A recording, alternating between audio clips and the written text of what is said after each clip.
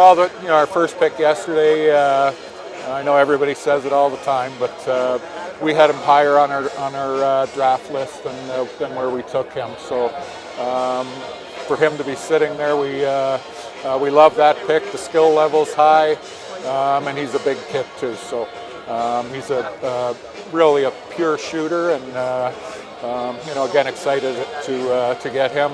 The second kid today in the 5th round, Mihonen. I'm not even going to try to do that first name, so that'll be up to you, Mike. He's a big, strong kid, and defenseman, left defenseman. He gets around the ice really, really well. He's more of like a simple first pass kind of guy. I guess I'd classify him as like a stay-at-home defenseman. And then with our last pick was Samuelson, and his, I don't know if you remember Michael Samuelson, that's his boy. So Rickard really loved that pick, especially in the 7th round where we took him. He said he's really a late bloomer, and sometimes over there it seems to happen more frequently, I think, in Europe. And so he's a late bloomer. They have him listed at I think it was 5'8.5", and Rickard said he's 6 foot or maybe even bigger. Wow. And Michael Samuelson, if you remember, he was like a 6'2" kind of guy. He was a workout fanatic. Michael, we know him from our Detroit days. So if the kid's anything like the dad in the workout room, it could be a steal. Jim was saying yesterday that there is a certain faith in the Finnish players.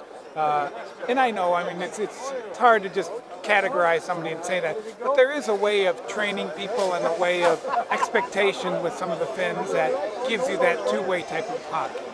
Yeah, for sure. And we've had obviously have had some pretty good success there. Jere and Grobe, there's really good examples. Yeah, and now these kids coming in, they have somebody to look up to right off the bat, and they can follow them around the dressing room, stuff like that at training camp. So it's it's going to be exciting, I think, for them to join an organization that is a little bit Finn heavy. Yes. You guys had the fewest picks in this draft, probably the fewest you've ever had. How hard is that, and then do you still think you can get something out of it?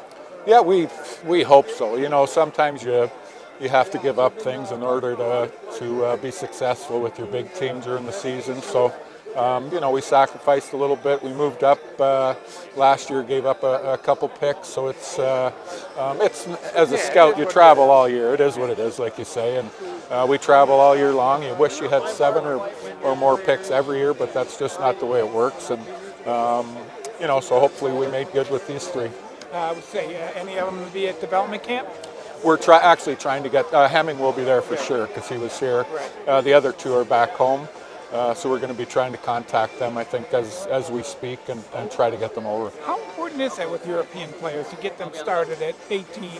It's seeing North American. Yeah, it's good. Now I haven't talked to Mihonen. I'm not sure how much hockey he's played over in North America. I know with some of the tournaments and stuff, but the other boy, Samuelson, I'm sure with Michael having played over here. And he's coming over. He wants to play in Green Bay next year and then go to school. Right. So he's going to go to a U.S.-based school somewhere and start it off in Green Bay next year.